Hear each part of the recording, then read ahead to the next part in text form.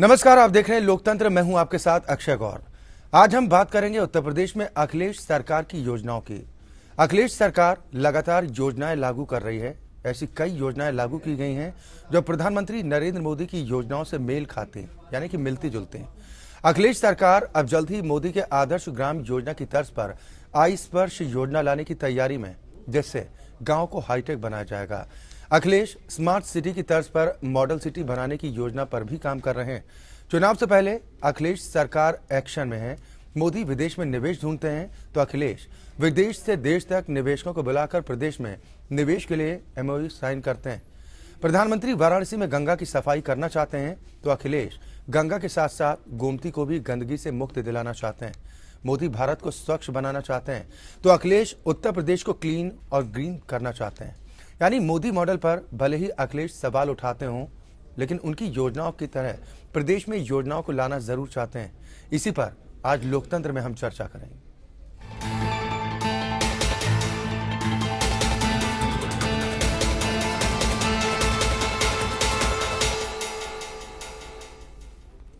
या तो चलिए पहले एक रिपोर्ट देखते हैं। उत्तर प्रदेश के मुख्यमंत्री अखिलेश यादव प्रधानमंत्री नरेंद्र मोदी की राह पर चल पड़े। अखिलेश यादव गांव और शहरों को विकसित बनाने में जुट गए हैं। अखिलेश मोदी की स्मार्ट सिटी की तर्ज पर बहुत जल्द उत्तर प्रदेश के कुछ शहरों को मॉडल सिटी के तौर पर विकसित करने का मन बना चुके हैं और इसके लिए फिलहाल प्रदेश के 7 शहरों का चयन किया गया। वह यूपी सरकार प्रधानमंत्री नरेंद्र मोदी की महत्वाकांक्षी सांसद आदर्श ग्राम योजना की नाकामी का शायद सियासी फायदा भी उठाने की कोशिश में है। सरकार आई स्पर्श योजना के तहत गांव को गोद लेगी और ग्रामीणों का जीवन स्तर सुधारने के लिए जरूरी बुनियादी सुविधाएं मुहैया कराएगी। उत्तर प्रदेश के मुख्यमंत्री अखिलेश यादव प्रधानमंत्री मोदी की राह पर चल रहे हैं। यूपी के मुख्यमंत्री अखिलेश मोदी की हर योजनाओं का नकल कर उत्तर प्रदेश में लागू करने में लगे हुए हैं। पहले स्वच्छ भारत योजना के बदले clean UP, green UP, Ganga सफाई के बदले गोमती की सफाई, ऐसी कई योजनाएं हैं जिसमें यूपी के मुख्यमंत्री प्रधानमंत्री मोदी की योजनाओं की कॉपी कर रहे हैं। यूपी में विधानसभा चुनाव का बिगुल बजने से पहले अखिलेश सरकार प्रधानमंत्री नरेंद्र मोदी की महत्वाकांक्षी सांसद आदर्श ग्राम योजना की नाकामी का सियासी फायदा उठाने की कोशिश में जुट गई है। अखिलेश सरकार अब गांवों का रुख करने जा रही है।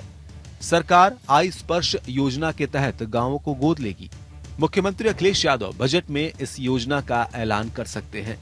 इसके तहत 5 करोड़ रुपए से हर गांव की सूरत बदलने की तैयारी है। शहरीकरण के बढ़ते दबाव और बढ़ती समस्याओं से निजात पाने के लिए अखिलेश सरकार अब स्मार्ट सिटी की तर्ज पर प्रदेश में मॉडल सिटी बनाने की योजना बना रही है। आवास एवं शहरी नियोजन विभाग ने इसके लिए कार्य योजना तैयार की है। इसके तहत पहले कुछ शहरों को मॉडल सिटी के तौर पर विकसित किया जाएगा।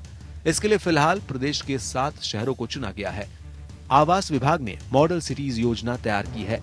इसके तहत फिलहाल वृंदावन, महोबा, चरखारी, चित्रकूट, अयोध्या, फैजाबाद व सीतापुर का चयन किया गया है। इन शहरों को मॉडल सिटी के तौर पर विकसित किया जाएगा। नकल करने के लिए भी अक्ल चाहिए और राजनीतिक रूप से जब हम नकल करना चाहते हैं तो उसके लिए संकल्प शक्ति सबसे ज़्यादा आवश्यक है। और ये सरकार तो कुतर्कों की सरकार है। ये सरकार उत्तर प्रदेश की जो अखिलेश यादव सरकार है, ये केवल कुतर्क कर सकती है। जिसकी सोच संकुचित हो जिस सरकार की, वो नकल भी करना चाहेगी तो नकल नहीं कर सकती है।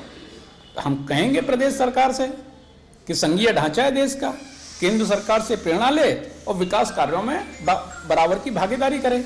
उत्तर प्रदेश देश का बड़ा प्रदेश है। यहाँ से दिल्ली की सियासत तय होती है। दिल्ली का रास्ता यूपी से होकर जाता है। अखिलेश प्रदेश के विकास के लिए लगातार कोशिशें कर रहे हैं। अखिलेश भले ही मोदी की कई योजनाओं का मखौल उड़ाते हों, लेकिन प्रदेश में उसी तरह की योजनाएं लागू करते हैं जिन योजनाओं को प्रधानमंत्री मोदी ने हरी झंडी दिखाई है। अखिलेश ने प्रदेश में निवेश के लिए कई एमओयू साइन किए हैं। मोदी भी लगातार विदेश यात्रा कर निवेश जुटाने में लगे हैं। यानी हम ये कह सकते हैं कि सीएम पीएम की राह पर चल रहे हैं। Bureau report, APN. या तो आज हम चर्चा कर रहे हैं उत्तर प्रदेश में अखिलेश सरकार की योजनाओं की। अखिलेश सरकार लगातार योजनाएं लागू कर रही है। ऐसी कई योजनाएं लागू की गई हैं जो प्रधानमंत्री नरेंद्र मोदी की योजनाओं से मेल खाती हैं। अखिलेश सरकार अब जल्द ही मोदी के आदर्श ग्राम योजना की तर्ज पर स्पर्श योजना लाने की तैयारी में है, जिससे गांव को भी हाईटेक बनाया जा सके। और इसके अलावा कुछ और योजनाएं भी हैं जिनको अमल में लाने की तैयारी अखिलेश सरकार की तरफ से अब की जा रही है। हम रुख लखनऊ का करेंगे। हमारे साथ बीजेपी प्रवक्ता विजय बहादुर पाठक साहब जुड़ गए हैं। विजय बहादुर जी, बहुत स्वागत है इस चर्चा में शामिल होने के लिए। मोदी जी की राह पर उत्तर प्रदेश के मुख्यमंत्री अखिलेश यादव चल पड़े हैं, यानी इससे साफ जाहिर होता है कि कहीं ना कहीं केंद्र सरकार की योजनाओं से उत्तर प्रदेश सरकार प्रभावित है। क्या मानते हैं ऐसा? क्योंकि वक्त वक्त पर समाजवादी पार्टी के नेताओं की तरफ से सवाल उठाए गए हैं, चाहे स्वच्छ भारत को लेकर हो, नमामि गंगे को लेकर हो, या फिर केंद्र सरकार की तमाम योजना।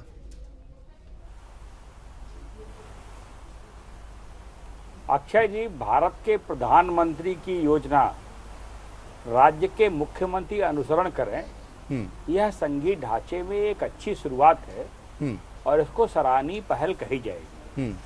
नरेंद्र मोदी और अखिलेश यादव की बात से परे हटकर आप ये मानिए कि भारत की सरकार ने एक फैसला किया जी, और भारत की सरकार के उस फैसले की और उन योजनाओं को देखते हुए उत्तर प्रदेश की सरकार ने भी गांव के विकास के लिए एक महत्वाकांक्षी योजनाएं तैयार की है। तो स्वाभाविक रूप से किसी भी चुनी हुई सरकार का मुख्य उद्देश्य होता है विकास, और विकास में अगर दोनों सरकारें काम कर रही हैं तो उत्तर प्रदेश की जनता को उससे लाभ ही होगा। लेकिन यहाँ सवाल दूसरा है।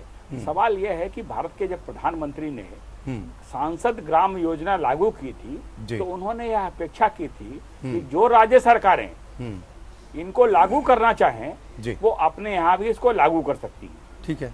तब उत्तर प्रदेश की अखिलेश सरकार ने तंज किया था और मुलायम सिंह जी ने, मुझे याद है कि उस समय कहा था कि मैंने अपने गांव का विकास करके दिखाया है, यह एक अच्छी योजना है।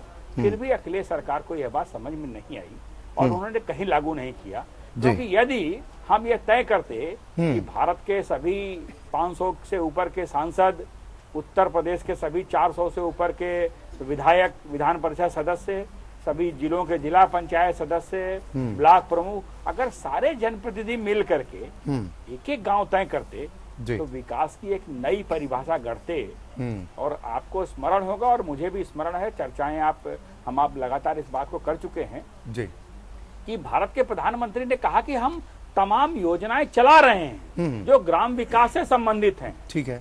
उन योजनाओं का 100% सत्यापन या लाभार्थी उन गांव में हो।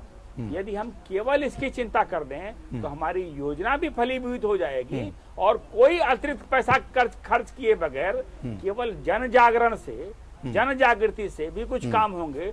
कुछ योजनाओं का समुच्चय स्थापित करते हुए और थोड़ी बहुत अगर पैसे की आवश्यकता पड़ेगी तो थोड़ी बहुत पैसा आधारभूत ढांचे के विकास को खर्च करते हुए हम एक साकार स्वरूप देने की कोशिश करेंगे जी। मुझे लगता है भारत के प्रधानमंत्री की इस अपील को उत्तर प्रदेश की सरकार को स्वीकार करना चाहिए था, पर तब राजनीतिक कारणों से उन्हें लगा कि हम तत्काल स्वीकार करेंगे तो दिक्कत होगी। और आज तो हम ग्राम विकास की बात कर रहे हैं। आपको स्मरण होगा कि उत्तर प्रदेश की सरकार ने, भारत के प्रधानमंत्री 2 अक्टूबर से स्वच्छता अभियान शुरू करने वाले थे।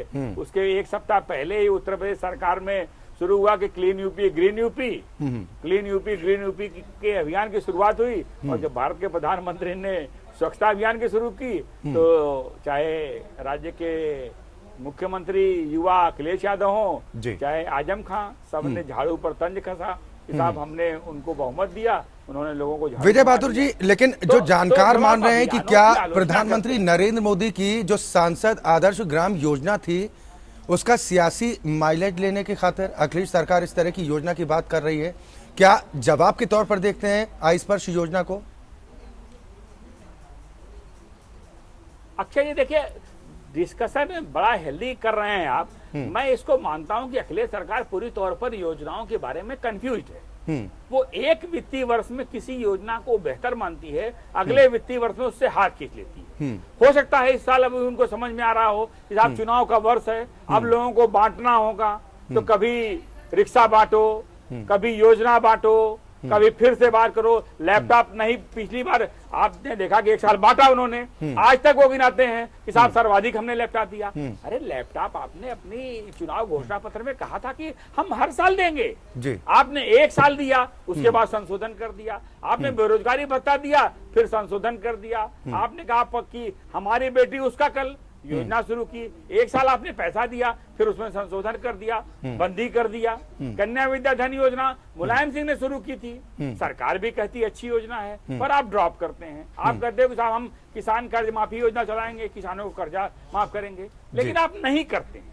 तो जो कमिटमेंट आपने किया वो किसी साल आप उसको पूरा करते हैं, किसी साल उस पैसे में उसमें पैसा डालते हैं, किसी साल नहीं करते।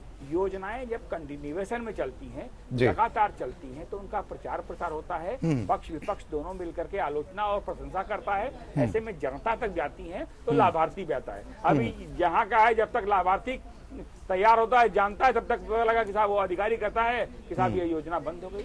नहीं विजय बहादुर जी, यहाँ पर सवाल इस बात को लेकर उठ रहा है कि इस बात में कोई शक नहीं है कि प्रधानमंत्री नरेंद्र मोदी की महत्वाकांक्षी योजना थी सांसद आदर्श ग्राम योजना। कई सांसदों ने गांव भी गोद लिए, लेकिन आपको लग रहा है कि क्या कायाकल्प उन गांवों का हुआ है? तो फिर इस आइस्पर्श योजना से कितनी उम्मीद की जाए? नहीं अक्षय भाई, मैं ये नहीं कहता कि किसी योजना बनाने से कायाकल्प हो जाएगा। प्रधानमंत्री ने योजना बनाई, योजना का रूप दिया, सांसदों से आग्रह किया। प्रधानमंत्री ने खुद सांसद के अपने एक गांव को गोद लिया, जयपुर का। जयपुर में जितना वो कर पाए उन्होंने किया, CSR से कर दिया। और अभी फिर योजनाएं जब लागू की जाती हैं, धरती पर जाती हैं, तो स्वाभाविक रूप से उसके लागू करने में क्या व्यवहारिक कठिनाई आ रही है, इसका भी अंदाजा लगता है। और कोई भी सरकार अगर योजना बनाए तो उसको उसके समुच्चय में कहीं न कहीं उसका अनुसरण करना चाहिए। अब फिर शायद सांसद विकास योजना में ये कुछ CSR के पैसे से भी किया जाए, क्योंकि देखिए गांव में विकास जहां एक महत्वपूर्ण चीज है, वहीं इस समय बड़ा संकट उत्पन्न हो गया शुद्ध पीने के पानी का। और पीने के पानी के संकट के लिए स्वाभाविक रूप से हर गांव में RO सेंटर स्थापित करना पड़ेगा। अब उसके लिए आवश्यक धन चाहिए। तमाम CSR में कंपनियां हैं, भारत की सरकार भी कर रही है, उत्तर प्रदेश की सरकार करे कि इस दिशा में प्रयास करे। तो योजनाओं को समुच्चय करके एक मॉडल और विकास की प्रतिस्पर्धा हो। विकास की प्रतिस्पर्धा में अब तक कोई उत्तर प्रदेश का विजय बहादुर पाठक साहब ऐसा गांव है जिसको आप लोग पेश करते हो मॉडल गांव के तौर पर कि भाई इस गांव का हमने विकास किया है? यहाँ पर आकर आप देख लीजिए कि आज ये गांव आदर्श गांव की श्रेणी में है। कोई एक गांव? जयपुर के बारे में तो आपने भी दिखाया, वहाँ की जो परिस्थितियां हैं, वहाँ जिस तरह से बैंक हैं, पोस्ट ऑफिस हैं। 73 सांसद आपकी पार्टी, आपके सहयोगी की पार्टी के हैं। प्रधानमंत्री नरेंद्र मोदी के जयपुर गांव को छोड़ दीजिए, एकदम अच्छा जी, है ना, दूसरे गांव की भी बात कर लीजिए। नहीं, मैं इसलिए कह रहा हूँ कि मुझे स्मरण नहीं है कि किन सांसदों ने किन गांव को लिया है, लेकिन जिन सांसदों ने जिन गांव को लिया है, अगर आप उसमें जाकर देखेंगे तो बेहतरी की ओर वो बढ़े हैं गांव। मैं ये नहीं कहता कि वो पूरी तौर पर कायाकल्प हो गए। नहीं तो फिर सवाल क्यों उठते हैं विजय बहादुर पाठक साहब? उतने ही सारे सांसदों के लोग कायाकल्प की उम्मीद भी नहीं कर रहे हैं। लोग चाहते हैं कि कम से कम मूलभूत सुविधाएं उन्हें मिल जाए। अगर हम यहाँ पर पार्टी का पक्ष रखने आए हैं तो पक्ष भी हम सच्चाई से रखना चाहते हैं। ठीक है, मैंने ये कहा कि मैं ये नहीं कहता कि पूरी तौर पर कायाकल्प हो गया है, लेकिन वह जिन गांवों को सांसदों ने गोद लिया वह गांव बेहतरी की ओर गए। वहां पर योजनाओं का विकास हुआ, वहां पेयजल की स्थिति हुई, वहाँ जो सड़क के निर्माण की स्थिति हुई वहाँ हुई, वहाँ के मुकदमों में कमी आई है, वहाँ के जो लड़के हैं उनके रोजगार सृजन के लिए बेहतर प्रयास हुए हैं, वहाँ शिक्षा के बेहतर काम हुए हैं। तो इन सारी जगहों पर जो मेरी सांसदों से व्यक्तिगत, अब आप कहें कि मैं गाँव गिना दूं तो मुझे गांव स्मरण नहीं है। जब गांव स्मरण नहीं है तो मैं गिराने की स्थिति में नहीं हूं, इसको मुझे स्वीकार करना चाहिए आपके चैनल पर। ठीक है, आपने कहा कि ठीक है, उन गांव की तस्वीर भी जाकर देखनी चाहिए जहां पर पहले ज्यादा दिक्कतें परेशानियां थी, वहां पर अब काफी परिवर्तन हुआ है। हालांकि जो आप कायाकल्प की बात कर रहे हैं ये उसको स्वीकार कर रहे हैं कि कायाकल्प भले ही ना हुआ हो, लेकिन पहले की स्थिति में आज वो गांव ज्यादा सशक्त तौर पर सामने आ रहे हैं। लेकिन उसके बावजूद आरोप इसी बात को लेकर विजय बहादुर पाठक साहब लगते हैं। कुछ देर में हमारे साथ कुछ और खास मेहमान जुड़ेंगे, तो वो जब पक्ष रखेंगे कि सिर्फ दावे किए जाते हैं भारतीय जनता पार्टी की तरफ से कि हम बहुत सही दिशा में बढ़ रहे हैं, लेकिन असल में ऐसा हुआ नहीं है। अब विकास जी, अक्षय जी, मैंने कहीं ये तो कहा नहीं कि हम ही सही दिशा में हैं। हमारे प्रधानमंत्री ने कहा कि समाज के अंतिम सीढ़ी पर खड़ा जो व्यक्ति है उसका सुझाव भी हमारे लिए महत्वपूर्ण है। और मन की बात में प्रधानमंत्री आग्रह लोगों से करते हैं, जो लोग सुझाव देते हैं उनके सुझाव को लेते हैं। तो हम ये कहीं नहीं मानते हैं कि जो हम सोच रहे हैं वही सही है। इस देश की जनता मालिक है और 125 करोड़ लोगों नहीं, विजय बहादुर जी, ठीक है, प्रधानमंत्री नरेंद्र मोदी अगर मन की बात करते हैं तो वो कभी कभी मौका लोगों को मिलता है अपने सुझाव देने का। अगर मन की बात आपके सांसद भी करने लग जाएं, कम से कम लोगों के बीच में अगर पहुंचते हैं, उनकी समस्याओं को सुनने लग जाएं, उनके निस्तारण का प्रयास करने लग जाएं, तो शायद ज्यादा मुफीद नहीं होगा। ऐसा है, क्या है कि सांसद जमीनी कार्यकर्ता हैं और जमीनी कार्यकर्ता हैं तो जब संसदीय क्षेत्रों में भ्रमण रखते हैं तो जो बड़े नेता हैं उनको तो कई बार मीडिया कवर करता है, लेकिन जो सांसद हैं वो अपने रूटीन के कार्यक्रमों में, शादी ब्याह में, मिलने जुलने में, मरने जीने में, बाकी के कार्यक्रमों में उनका आना जाना लगातार परस्पर संवाद है, परस्पर आना जाना है, परस्पर मिलना जुलना है। ऐसा नहीं है कि सांसद नहीं है। और सांसद उन जो घटनाएं हो रही हैं, जो जानकारियां हो रही हैं क्षेत्र की, उनको कहते भी है। पर दरअसल क्या है कि राजनीतिक कारणों से अब सांसद के प्रस्तावों को 8 महीने तक, मुझे जानकारी है कि साहब जिला अधिकारियों ने उसको बढ़ाया ही नहीं। और आपको भी तो स्मरण है कि मुजफ्फरनगर और गाजियाबाद 2 ऐसे जिले हैं जिनकी जिला योजना की बैठक अक्टूबर नवंबर तक नहीं हो पाई। तो अगर आप बताइए कि जब प्रस्तावों पर बैठक थ्रू नहीं हो पाएंगे तो विकास तो सांसद अपने से करेगा नहीं। तो आपकी पार्टी के नेता या कार्यकर्ता इस बात को लोगों तक पहुंचाने में वो कामयाब क्यों नहीं हो पाते हैं कि आप लोग तो काम करना चाहते हैं लेकिन सरकार के अधिकारी करेंगे। रतन मणि लाल जी भी हमारे साथ जुड़ गए हैं, वरिष्ठ पत्रकार हैं। रतन मणि जी, बहुत स्वागत है आपका। जी आऊंगा, विजय जी आपके पास आऊंगा। किस नजरिए के साथ देखते हैं आप उत्तर प्रदेश के मुख्यमंत्री अखिलेश यादव आलोचना करने में भी पीछे नहीं रहते केंद्र सरकार की योजनाओं की, कि योजनाओं में कमी है और इन योजनाओं का फायदा लोगों तक नहीं पहुंच पा रहा है, लेकिन ठीक उसी तरह की योजनाओं पर अमल करते हैं उत्तर प्रदेश के लिए भी।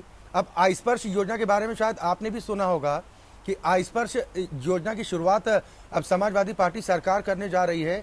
क्या आप इसको सियासी माइलेज के तौर पर देख रहे हैं जिसका फायदा समाजवादी पार्टी उठाना चाहती है मिशन 2017 को लेकर, या फिर वाकई में अखिलेश सरकार को चिंता है गांव का विकास हो पाए, क्योंकि पिछले 4.25 साल में ये नजर तो नहीं आया।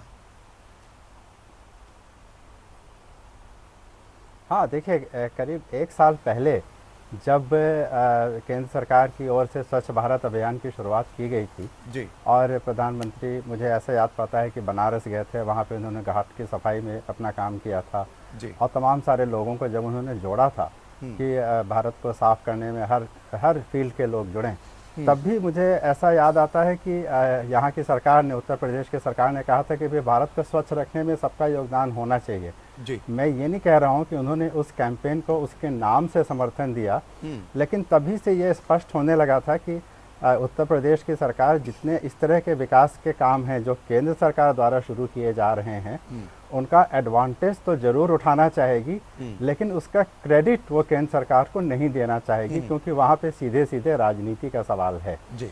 अब चाहे वो जो भी केंद्र सरकार की योजनाएं हैं, चाहे वो डिजिटल फील्ड में हो, या वो स्वच्छता को लेके हो, या वो पर्यावरण को लेके हो, या अभी जैसे कृषि को लेके कुछ योजनाएं शुरू की गई हैं, वो सब योजनाएं ऐसी हैं कि इसमें राजनीतिक तौर पे कोई नुक्स निकालना थोड़ा मुश्किल होगा कि वो किसी पॉलिटिकल गेन के लिए वो योजनाएं चलाई गई हैं जी। तो मुझे ऐसा लगता है कि उत्तर प्रदेश सरकार में भी अगर उन योजनाओं में उनको एक लाभ दिखता है तो वो निश्चित तौर पे, चूंकि ये चुनावी वर्ष लगभग शुरू ही हो गया है, तो वो चाहेंगे कि उन योजनाओं का लाभ उत्तर प्रदेश सरकार को मिले, लेकिन उसका क्रेडिट केंद्र सरकार की या भारतीय जनता पार्टी को ना मिले। अरे तो सर आप क्रेडिट मत दीजिए, आप क्रेडिट मत दीजिए, आलोचना तो कम से कम मत कीजिए। अगर आपको लगता है कि हाँ, अगर केंद्र सरकार की तरफ से योजनाएं चल रही हैं, वो सही ट्रैक पर हैं, उस तरह की योजना आप अपने स्टेट में भी लागू करते हैं, फिर आलोचना भी करते हैं, तो एक बात तो गलत हुई ना। बिल्कुल बिल्कुल। देखिए, आलोचना करना तो ये एक राजनीतिक मजबूरी है। नहीं, देखिए, आलोचना करना ये राजनीतिक मजबूरी है, और भारत में आज जिस तरह की राजनीति हो रही है, चाहे वो दल को लेके हो, या वो जाति को लेके हो, या तमाम सारे और मुद्दों को लेके हो, उसमें किन्हीं 2 पार्टियों को एक दूसरे का समर्थन करना बहुत मुश्किल है। और यहाँ पर हर पार्टी अपना राजनीतिक देखना चाहेगी कि उसको एडवांटेज क्या मिल रही है। अगर उनकी योजनाओं से हमें लाभ मिल रहा है तो ठीक है, लेकिन हम क्रेडिट उसको नहीं देंगे। ये उत्तर प्रदेश में ही नहीं, मुझे लगता है हर प्रदेश में ऐसा हो रहा है कि केंद्र सरकार की योजनाओं का लाभ अगर प्रदेशों को मिल रहा है, कोई भी प्रदेश सरकार उसका क्रेडिट या उसके एडवांटेज भारतीय जनता पार्टी की केंद्र वाली सरकार को नहीं देना चाहेगी, क्योंकि ऐसा करने में इन सभी दलों को ऐसा लगता है कि ये योजना उनके द्वारा तो शुरू की नहीं गई थी। इसीलिए उत्तर प्रदेश में ऐसी सभी योजनाओं का नाम बदल के या उनका थोड़ा सा स्वरूप बदल के शुरू किया जा रहा है। और जैसा आपने बिल्कुल सही कहा कि क्योंकि ये चुनावी वर्ष है, तो निश्चित तौर पे उत्तर प्रदेश की सरकार ये चाहेगी कि पिछले 3-4 सालों में जिस तरह की एक नेगेटिव पब्लिसिटी हुई है उसको दूर करने के लिए इन योजनाओं का लाभ, अगर पॉलिटिकल लाभ समाजवादी पार्टी को मिलता है तो वो निश्चित तौर पे वो लाभ उठाना चाहेंगे। ठीक है, पॉलिटिकल माइलेज अपनी जगह हो गया रतनमणि जी, लेकिन क्या जिस मोटिव के साथ योजनाओं की शुरुआत की जा रही है, क्योंकि पिछले 18 महीने से ज्यादा का वक्त हो चुका है करीब करीब, सांसद आदर्श ग्राम योजना में कितना बड़ा परिवर्तन देखते हैं? कितना गांव का कल्याण हुआ, कितना कायाकल्प हुआ, कितना परिवर्तन हुआ है, अगर जयपुर को भी जोड़ दें? हाँ, इस तरह की अगर आप इस तरह की तमाम सारी योजनाएं हैं जिनको शुरू होने के बाद 1 साल से भी ज़्यादा हो गया है, लेकिन उनका ज़मीनी तौर पे कोई उनका प्रभाव नहीं दिख रहा है, ये मैं मानता हूँ। लेकिन यहाँ पे हम केवल उन योजनाओं की बात ही करना चाहेंगे जिनसे पॉलिटिकल माइलेज प्रदेश सरकार को या प्रदेश की सत्तारूढ़ पार्टी को मिल सकता है। जो सांसद ग्राम योजना है उसमें एडवांटेज तो सांसद ही उठाएगा, और सांसद का मतलब कि वो लोकसभा चुनाव जब आएंगे तब उस योजना के बारे में तमाम सारे सवाल जवाब निश्चित तौर पे उठेंगे। लेकिन चूंकि अब उत्तर प्रदेश में विधानसभा का चुनाव होना है, तो यहाँ पर केवल उन्हीं योजनाओं के बारे में उत्तर प्रदेश सरकार की ओर से सोचा जाएगा जिसका प्रभाव सीधे सीधे जनता को हो रहा है। और चाहे वो योजना की जो पूरी डिजाइन है, उसका जो खाका है, उसके जो पैरामीटर्स हैं वो केंद्र सरकार की योजनाओं से प्रभावित हों, लेकिन उत्तर प्रदेश सरकार उन योजनाओं को अपनी ओरिजिनल योजना बना के उसका लाभ उठाना चाहेगी। उन योजनाओं की वो बात करेंगे ही नहीं जिससे कि केंद्र सरकार को सीधे सीधे फायदा मिल रहा हो या सांसदों को सीधे सीधे फायदा मिल रहा हो, क्योंकि उसमें तो सत्तारूढ़ पार्टी को प्रदेश में कोई लाभ मिलना ही नहीं है। तो सांसद ग्राम योजना का जैसे आपने उदाहरण दिया, तो उस योजना में कितना काम हुआ, कितना नहीं हुआ, उसकी चर्चा करने से उत्तर प्रदेश विधानसभा के चुनाव पे कोई विशेष प्रभाव नहीं पड़ेगा। इसीलिए मैं समझता हूं कि उस योजना की चर्चा अभी अगले कुछ महीनों तक नहीं होगी। चलिए, बिल्कुल। ओंकारनाथ सिंह जी भी हमारे साथ नोएडा स्टूडियो से जुड़ गए हैं, प्रदेश महासचिव हैं कांग्रेस के। सर, बहुत स्वागत है आपका इस चर्चा में शामिल होने के लिए। हालांकि थोड़ा विलंब से आप जरूर पहुंचे हैं, लेकिन उत्तर प्रदेश की समाजवादी पार्टी सरकार एक तरफ मोदी सरकार की तमाम योजनाओं की कॉपी कर रही है, दूसरी तरफ आलोचना की जा रही है। क्या आपको लगता है कि एक काम करना चाहिए सपा सरकार को, या तो आलोचना ही कीजिए या तो फिर उनकी योजनाओं को अपनाइए? असल में देखिए, उत्तर प्रदेश सरकार जो है और केंद्र की सरकार, ये दोनों एक दूसरे के पर्यायवाची हो गए। कुछ चीजें आपको उदाहरण के लिए देता हूँ। इनकी एक मेट्रो परियोजना जो है, जो इन्होंने लखनऊ में स्टार्ट किया है, इसको इन्होंने स्टार्ट तो कर दिया, उसमें जो बैंक से लोन का हिस्सा होता है, जो केंद्र की एनओसी के बाद होता है, उसको लेने में इन्होंने इतना विलंब कर दिया, और केंद्र ने भी जबरदस्ती उसको देर की, जिससे कि ये योजना जो है इनकी विलंब से हो। ठीक उसी तरह से जैसे कि प्रधानमंत्री ने बनारस को क्योटा शहर बनाने की बात की, और आज भी जितनी भी सड़कें हैं बनारस की, वो आप देख लीजिए, चाहे वो पहाड़िया हो, चाहे वो मैदागिन हो, चाहे वो पांडेपुर हो, चाहे वो लहुराबीर हो, चाहे दशासुमेर हो, हर जगह जो है जाम लगा रहता है। अगर आदमी सुबह निकलता है तो शाम को कब पहुंचेगा इसकी उसे खुद भी गारंटी नहीं होती। तो इन लोगों का इसी हिसाब से चल रहा है। जो क्या कहते हैं, बात करते हैं बुंदेलखंड का पैकेज लीजिए। बुंदेलखंड 2011 में जब मनमोहन सिंह जी प्रधानमंत्री थे और राहुल गांधी जी भी गए थे वहां पे, उन्होंने 3600 करोड़ रुपए का स्पेशल पैकेज अनाउंस किया था। प्रदेश सरकार ने उस पैकेज का क्या किया? आज वहां स्थिति बद से बदतर हो गई है। और जब ये तय हुआ कि 22 तारीख को राहुल गांधी जी का दौरा है, तो मुख्य सचिव जो है वहां जाके कैंप किए हुए हैं कि वहां पर जाके देखें क्या समस्या है क्या नहीं है। इस तरह की जो चीजें हो रही हैं, वो क्या ये प्रदेश में सफलता पाएंगे और किस तरह की सफलता पाएंगे वो तो समय बताएगा। 3600 करोड़ में ना तो वहां पीने का पानी है, ओंकार भाई, ना वहाँ मेरी बात सुन लें पाठक जी, ना तो वहाँ पीने का पानी है, ना वहाँ नहरों की सफाई हुई है, न सिंचाई के लिए उन्होंने कोई व्यवस्था कर पाई। जो खाद्य वितरण प्रणाली थी उसमें भी जो है भयंकर धांधली हो रही है। इस तरह की चीजें जो वो कर रहे हैं और सरकार जो है आंख बंद करके बैठी हुई है और केंद्र सरकार भी उस पर कुछ देख नहीं रही है। जबकि मालूम है वहां से उमा भारती सांसद हैं और वो खाली एक गंगा की सफाई को लेकर बैठी हुई हैं, वहां के बारे में बिल्कुल चिंता नहीं कर रही हैं। तो ये जो जैसे केंद्र सरकार चल रही है झुलमुल नीति पे, उसी तरह से उत्तर प्रदेश सरकार चल रही है। इसमें किसी की भी तारीफ करना जो है वो बुरी बहुत ही गलत बात होगी। सिर्फ सियासी फायदे के तौर पर आप देख रहे हैं कि सिर्फ समाजवादी सियासी पार्टी फायदे जो के आई तौर स्पर्श पे, योजना के बारे में शायद आपको भी जानकारी हो गई होगी कि आई स्पर्श योजना की शुरुआत हम करेंगे, गांव का कायाकल्प करेंगे और विकास के रास्ते पर तेज गति के साथ गांव को ले जाएंगे जी। 5 करोड़ रुपए इसके लिए फंड निर्धारित करने की बातें भी सामने आ रही है कि प्रत्येक गांव को 5 करोड़ रुपए का पैकेज होगा जिसमें गांव का कायाकल्प होगा। क्या 5 करोड़ में स्मार्ट गांव भी हो पाएंगे, आदर्श गांव हो पाएंगे? 5 करोड़ भी जब वास्तविक रूप में खर्च हो तब तो उसकी बात सोची जाए। उसमें 50% या 70% तो ये लोग कमीशन में बेच देंगे। नहीं, अगर 5 करोड़ खर्च भी किए जाते हैं, मेरा सवाल यह कि अगर 5 करोड़ में अगर किए भी जाते हैं तो क्या कायाकल्प पूरी तरह से हो जाएगा? नहीं, कायाकल्प तो नहीं होगा, लेकिन 5 करोड़ अगर प्रत्येक गांव पे खर्च किए जाएं तो निश्चित रूप से कुछ सुधार तो होगा ही। आप स्मार्ट गांव तो नहीं कह सकते उसको। नहीं, आपने अभी राजीव रंजन साहब की बात की थी कि मुख्य सचिव अगर बुंदेलखंड के दौरे पर पहुंचते हैं तो एपीएन ने रिपोर्ट भी आज ही दिखाई कि किस तरह से वहां पर आनन फानन में उनके पहुंचने के पहले तैयारियां की गई, उखड़ी सड़कें जिनको दुरुस्त करने का काम किया गया, पैचवर्क कितनी तेजी के साथ किया गया। ये काम अगर जिम्मेदारी के साथ पहले से ही किए जाएं तो उसमें बुराई कहां से है?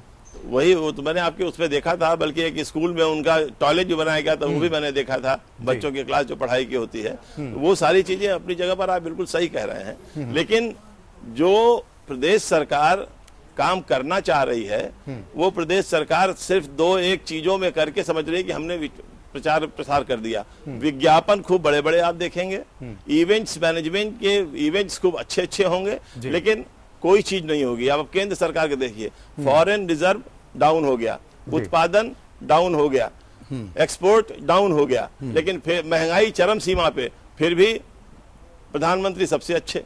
तो ये सारी चीजें जो हैं वो भगवान भरोसे हैं। और प्रदेश सरकार का हाल देखिए, एक उन्होंने आगरा स्टेट हाईवे बनाने की कोशिश की है, एक वो बलिया से लखनऊ सड़क एक बना रहे हैं, अभी उसकी शुरुआत भी नहीं हुई है। तो इन सड़कों के अलावा प्रदेश की जितनी सड़कें हैं उसकी खस्ता हाल है। चाहे आप आजमगढ़ से वाराणसी ले लीजिए, चाहे आप गोरखपुर से महाराजगंज ले लीजिए, बिल्कुल तमाम जगहों की तस्वीरें हम दिखा चुके हैं और बता भी चुके हैं कि क्या कुछ स्थिति है, किस तरह से विकास कार्य तेज गति के साथ बढ़ रहे हैं। विजय बहादुर पाठक साहब, जवाब दीजिए ओंकार नाथ सिंह जी की बात का, और साथ ही इस बात का भी कि उत्तर प्रदेश के मुख्यमंत्री अखिलेश यादव कहते हैं कि वाराणसी में जो भी विकास के काम देखने को मिलते हैं, खासतौर पर सड़कों की बात कर ले या साफ सफाई की, वो कहते हैं कि हमारी सरकार ने किया, केंद्र सरकार वहां पर कुछ भी नहीं कर रही, जबकि प्रधानमंत्री का लोकसभा क्षेत्र है। और अगर केंद्र सरकार कहे तो लखनऊ की तर्ज पर हम मेट्रो भी वाराणसी ले आएंगे। तो मोदी जी क्या करेंगे अगर सब कुछ अखिलेश जी करेंगे? अक्षय जी ओंकार भाई बोल रहे थे तो मैं उसी में कहा, वो राज्य के मुख्य सचिव का और बुंदेलखंड का और राजीव गांधी का प्रोग्राम बता रहे थे कि वो जा रहे हैं। तो राजीव गांधी जी समाजवादी पार्टी, राहुल गांधी जी समाजवादी पार्टी के समर्थन से ही देश की संसद में पहुंचे हैं। वो उत्तर प्रदेश से जो लोकसभा के सांसद है उसमें समाजवादी पार्टी का समर्थन है।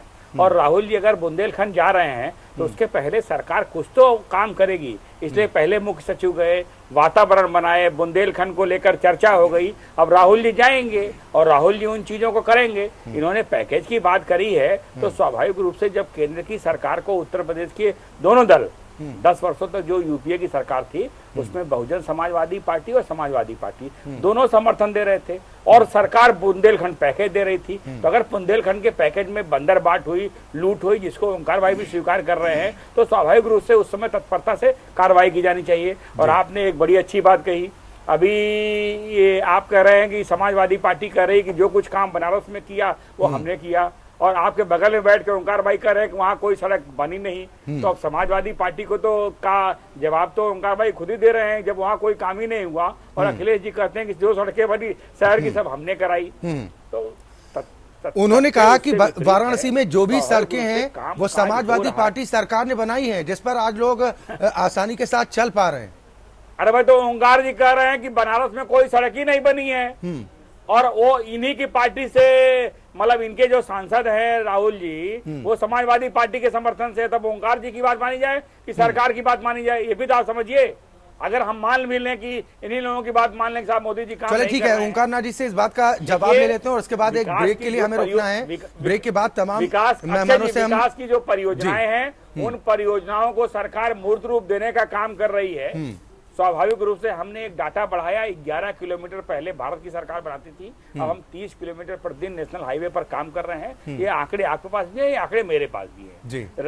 देश की सरकार जो आधारभूत ढांचे के विकास के लिए जो और लक्ष्य काम कर 30 रही है, किलोमीटर स्वाभाविक प्रतिदिन का भी है। ओंकार नाथ जी जवाब दे दीजिए। राज्य पाठक जी, कहीं पर राज्य सरकारें जहाँ ठीक से काम पाठक कर रही जी, हैं, लक्ष्य 30 वहाँ ये किलोमीटर विकास की प्रतिदिन गति का तेज हो है। रही है, और जहाँ राज्य सरकारें लक्ष्य सहयोग नहीं कर रही हैं, 30 वहाँ ये किलोमीटर विकास की प्रतिदिन का है, गति आप कम हो रही 11 है। किलोमीटर बना इसलिए रहे इस हैं। बात को कहीं इनकार नहीं किया जाता। लक्ष्य 30 किलोमीटर प्रतिदिन का है, 30 आप 11 किलोमीटर। किलोमीटर प्रतिदिन बना रहे हैं। ये आपकी योग्यता है, ये आपकी क्वालिटी है। 11 हाफ बना रहे थे, हमने 30 का बनाया है, और आगे इस लक्ष्य को हम बढ़ाने वाले हैं। अब वो देखते हैं कितना बनाते हैं। फिलहाल अभी आपकी जानकारी में डाल दें कि दिल्ली से देहरादून की जो सड़क है वो मुजफ्फरनगर के बाद सिंगल लेन है, और पिछले कई सालों से मैं देख रहा हूं कि वो सिंगल लेन है, उस पर कोई कार्यवाही अभी तक आपके यहाँ से नहीं स्टार्ट हुई ओंकार है। जी, मैं ये कहीं नहीं कह रहा हूं कि मोदी की सरकार के आने के बाद देश में आमूलचूल परिवर्तन हो गया है, लेकिन हम विकास की योजनाओं को मूर्त रूप दे रहे हैं, अपना लक्ष्य लेकर चल रहे हैं, आंकड़े लेकर चल रहे हैं, और उसके अनुरूप कर रहे हैं। स्वाभाविक रूप से हमको पता है कि 2019 में लेकिन जो लक्ष्य आपका चल रहा है, और हम उसके जो लक्ष्य आपका चल रहा है, देश को उसके विकास बारे के में पथ आपको पर ले बता जाने दें। के लिए यो योजनाएं बना रहे हैं, और प्रधानमंत्री हम जी ये ने कैसे बुलेट मान लें ट्रेन- भाई आप कोई सड़क गिरा देंगे? नहीं, सड़कें खराब है, इस बात को हम प्रधानमंत्री जी ने कैसे बुलेट मना ट्रेन कर चलाई। देंगे? सड़क तो खराब बुलेट है, ट्रेन के लिए वो लेकिन प्रयास सड़क कर रहे हैं बनाने का चलने काम के भी लिए। हम कर रहे हैं, मगर ये बात हम और स्वीकार आज कर रहे स्थिति ये हैं। कि बाकी ट्रेनें जो और है हम आपकी- वो चल नहीं पा रही अगर है। कोई सड़क एक दिन बताएंगे, में 20-20 तो उन ट्रेनें सड़कों रद्द को हो रही बनवाने का काम है। करेंगे। इस पर कुछ ध्यान देने की आवश्यकता है, जो ध्यान देना चाहिए, जिससे यात्री बेहाल हो रहे हैं।